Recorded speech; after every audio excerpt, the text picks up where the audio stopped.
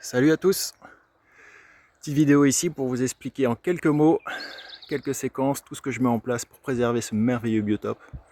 Cette parcelle de 2 hectares que j'ai pu acheter avec mon lieu. Allez, c'est parti. Première chose ici, avec la rivière. Alors ça, c'est un gros chantier, il y a plusieurs choses à faire. La première, ça a été déjà de débarrasser le lit de la rivière de tous les arbres tombés. On voit ici un merveilleux frêne qui est en train de verser avec la berge.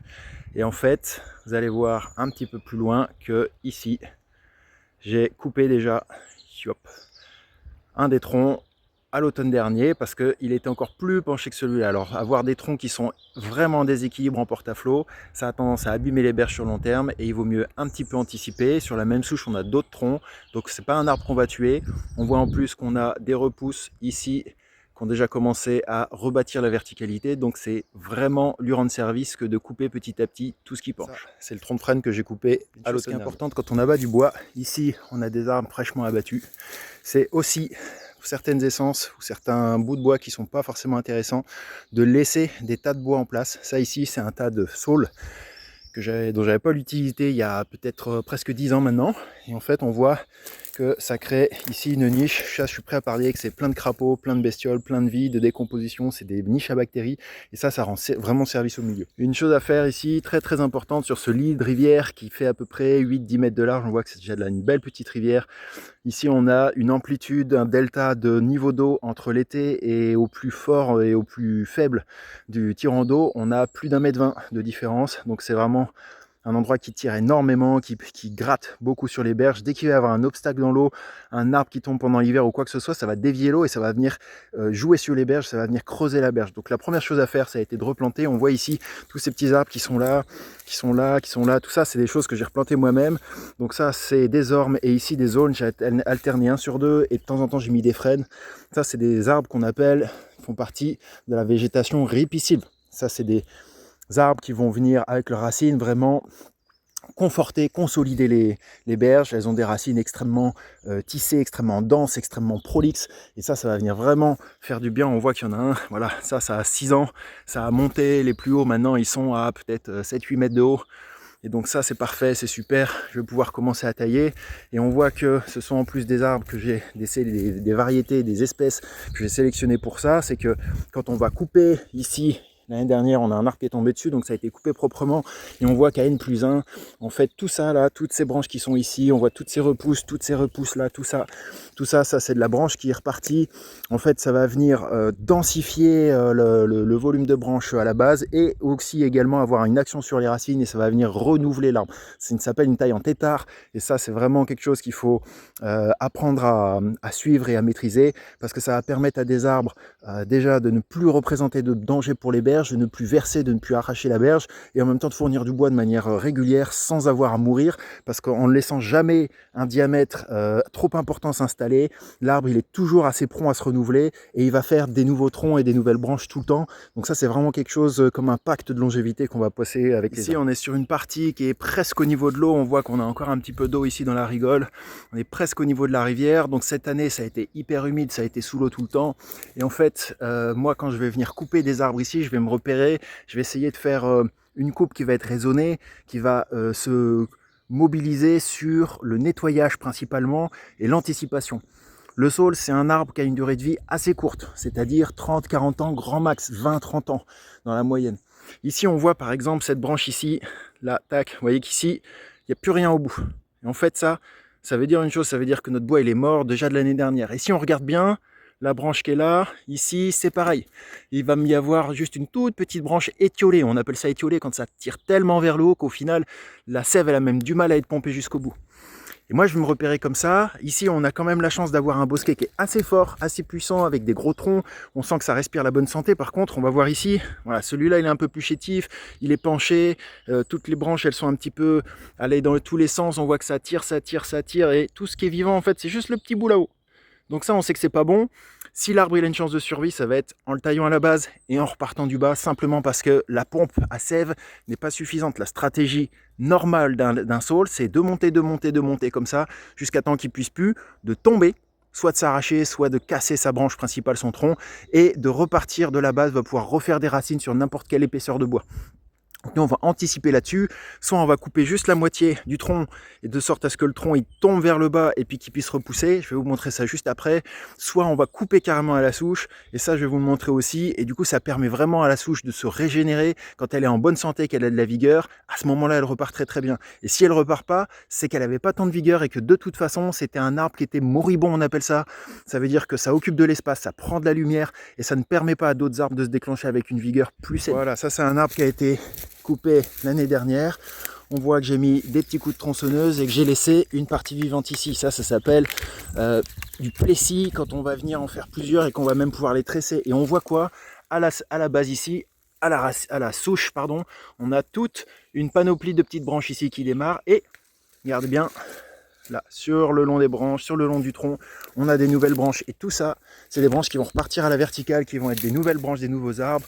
Et ici, il y a fort à parier que là, sur cette zone-là où on voit que le tronc il est encore en bonne santé parce qu'on a de la tige bien en sève, là ici on va avoir un développement racinaire et ça va être comme un pont.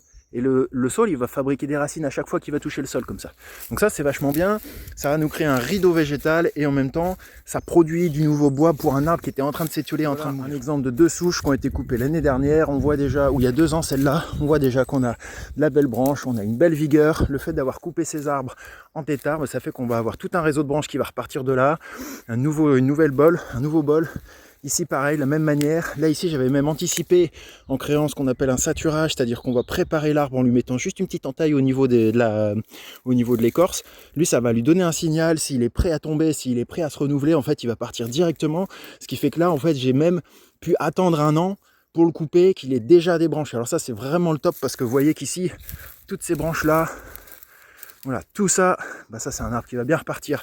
C'est un arbre qui a une belle vigueur. Pour autant, nous, on va récupérer tout ce bois-là qui était tout tordu. Vous voyez, ça va jusqu'au bout là-bas. Et ça, boing, voilà. Et ça, ça c'est du bois qui était en train de s'étirer, de s'étioler et de mourir. Alors là, un autre exemple de tétard. Je vous ai parlé de ça sur les saules et sur les aulnes, sur les ormes, tout ça, ça part très très bien en tétard.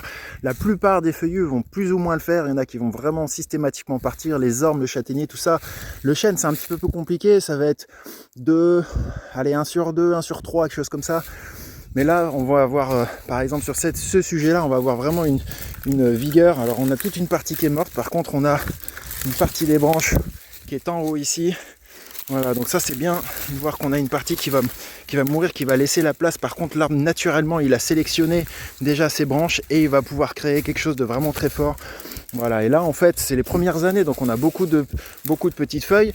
Par contre, d'ici quelques années, beaucoup de petites branches. Par contre, d'ici quelques années, il va naturellement les choisir. Moi, je vais peut-être pouvoir aider à certains moments comme ça, en faisant tomber ce qui gêne et puis ce qui enlève de la lumière. Ça va l'aider un petit peu. Et on va avoir une sélection de plusieurs branches maîtresses, plusieurs charpentières qui vont repartir.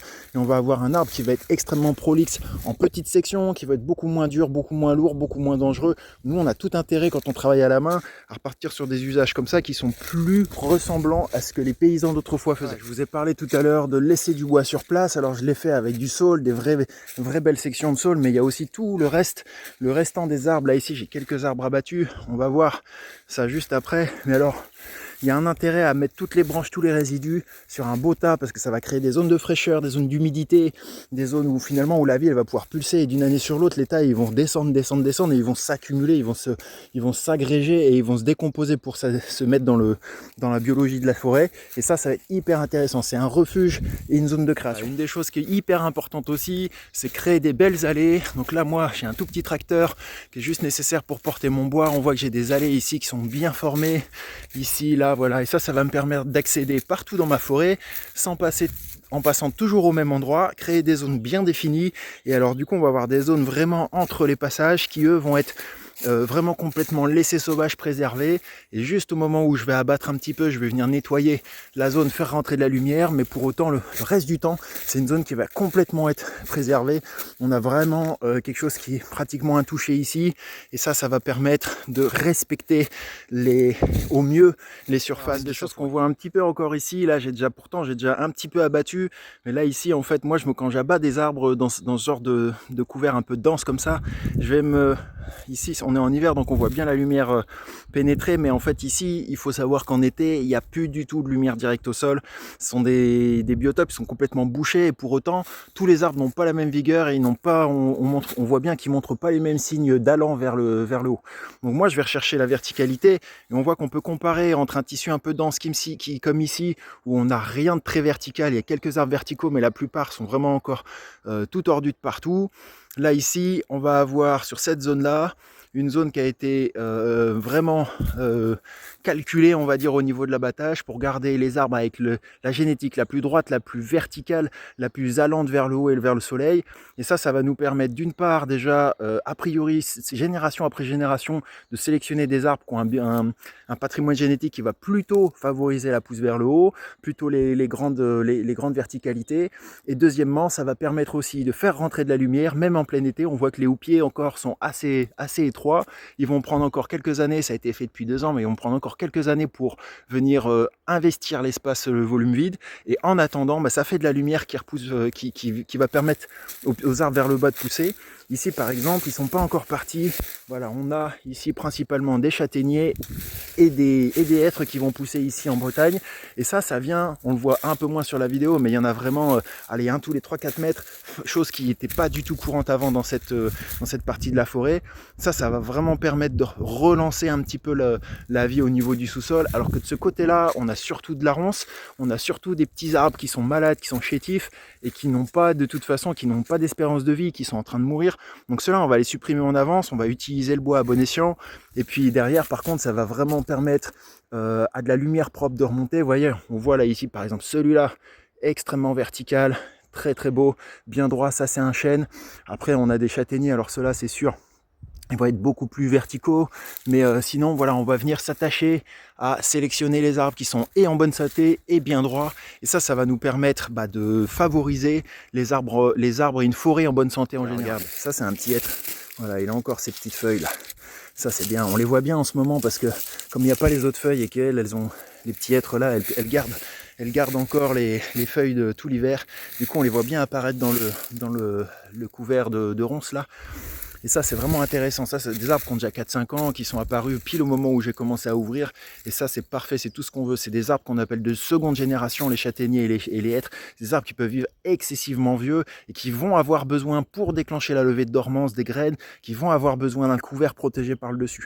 Voilà, donc ça, c'est vraiment hyper intéressant. On voit que j'ai quelques rangs de Douglas qui ont été plantés dans la parcelle, donc ça, écoute, en fait, moi j'en prends mon parti. On voit qu'il y a même quelques arbres ici. Là, ça c'est un chêne qui a réussi à pousser au milieu de tout ça, qui fait les 20 mètres de haut comme les Douglas, qui est beaucoup plus grand qu'à côté. Moi j'en prends mon parti. Les surfaces comme ça de résineux, quand c'est des kilomètres et des kilomètres carrés, c'est pas terrible au niveau de la biologie du sol, parce que c'est extrêmement acide, parce que c'est extrêmement toxique, tous les terpènes, les résines qu'il y a dans la sève, beaucoup plus que les feuillus. Donc c'est quelque chose d'assez compliqué, agressif. Ça favorise plutôt l'acidité et la toxicité des sols, d'où les mousses principalement, et assez peu de verdure qui pousse au sol. On voit bien que le sol il est très marron par rapport à côté, et en fait on a un phasage qui est très très différent. Mais il faut savoir aussi que les résineux, ça a une couverte végétale, du fait qu'ils ont des aiguilles, donc des surfaces plus petites et beaucoup plus importantes en nombre, ça bloque beaucoup plus le soleil, le vent, les intempéries, etc. en général. Et en fait ça permet aussi de servir d'abri à des animaux et à tout, on va dire, un type de flore et de faune différentes. Donc en fait c'est assez important quand même de préserver ces milieux-là. C'est pas terrible quand ça prend des kilomètres carrés, c'est pas terrible quand c'est dans des zones où ça a été importé de force. Ici, ça a été planté au remembrement en 69, donc c'est pas terrible, mais pour autant, ça a quand même des avantages. Et ici, moi, mon but du jeu, ça va être d'en tirer parti.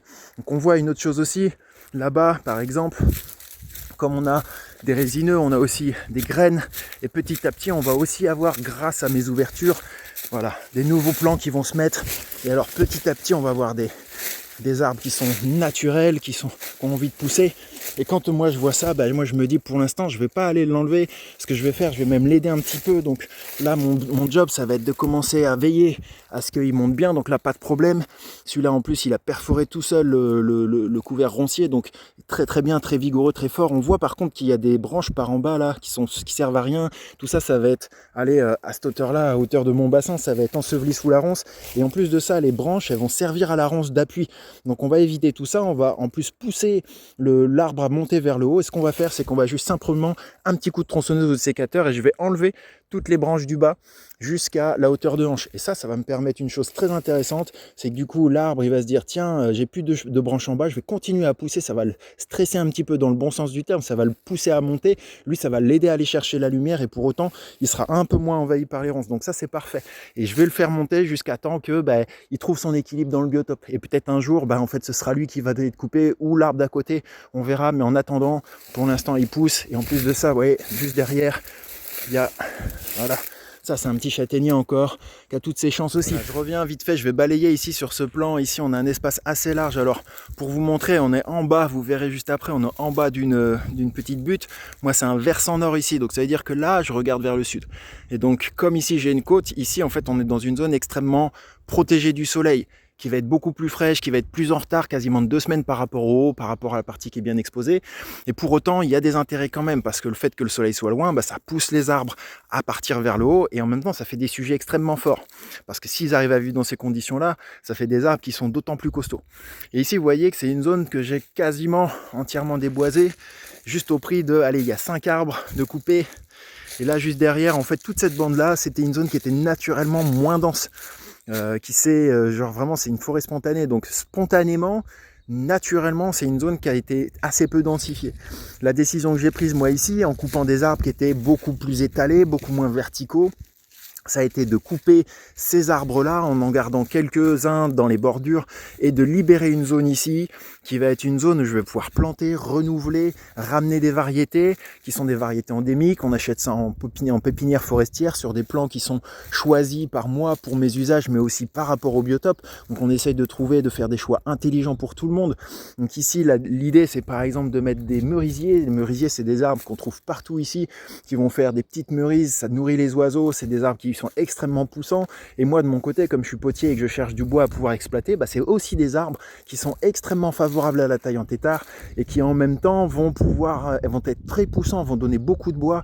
Donc c'est des arbres qui vont être vraiment un bon, on va dire un bon rapport humain végétal, parce que elles vont accepter la taille en tétard, elles vont pousser très très haut, très très vite, très très fort, et en même temps qui vont nourrir le biotope. Les bois de fruitiers pour nous en cuisson, c'est aussi des arbres et des bois qui ont des qualités de cendre vraiment intéressantes.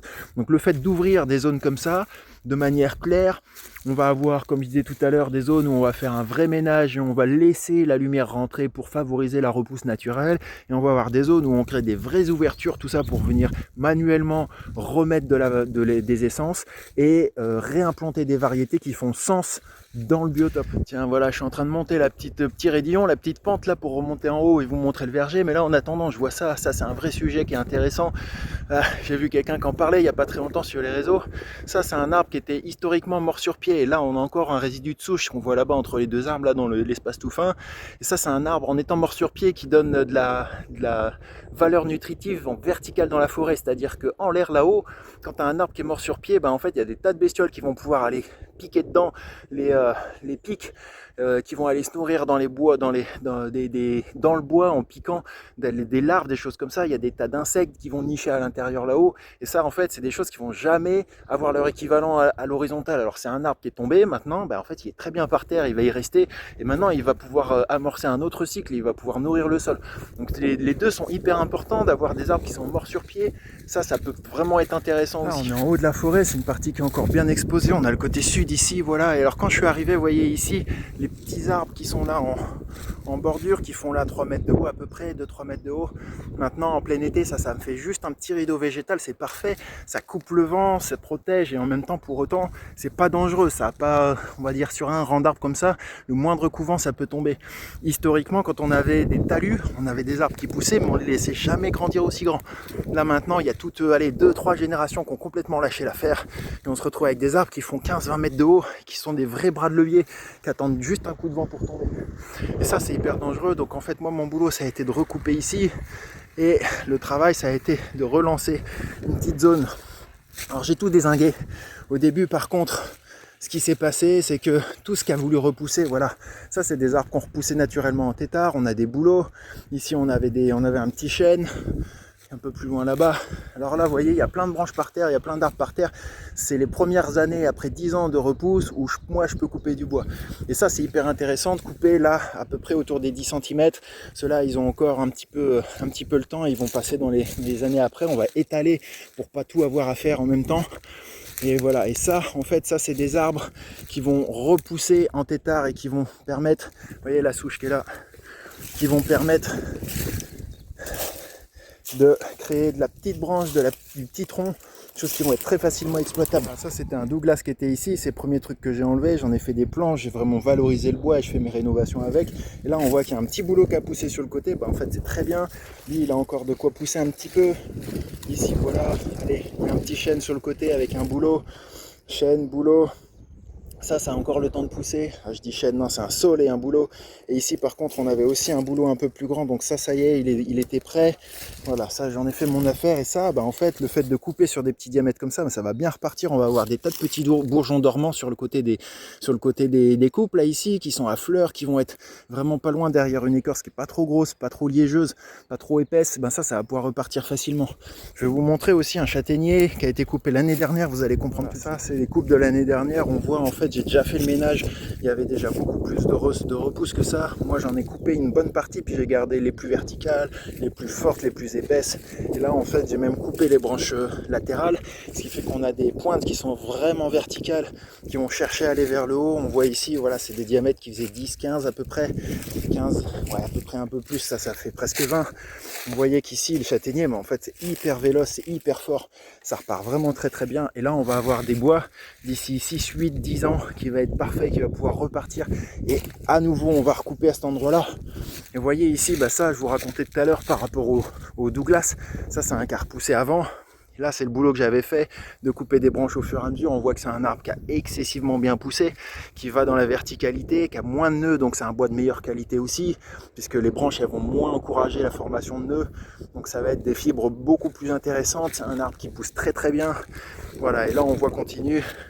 Ici on a toujours des châtaigniers. Voilà, et ça c'est génial parce que pour l'instant ça n'a pas l'air de grand chose comme on est en plein hiver. Mais ici, ça va être vraiment un joli petit coin avec de la verdure en canopée, avec des petits coins d'ombre, avec les fruitiers qui sont là. Ça, c'est des mirabelles bretonnes. Là, les deux qui sont là, on a des cognaciers. Là et là, ça, c'est un pêcher. On voit qu'il y a des petites fleurs qui arrivent là. Voilà, et ça, celui-là, il a été caché pendant un moment par des merisiers qui ont poussé là, mais ils sont repartis. Voilà, je les ai coupés l'année dernière, tétard de merisier. On voit ici que ça repart très très bien. Très beau bois. Voilà, on a des poiriers, on a des kakis, on a plein de choses.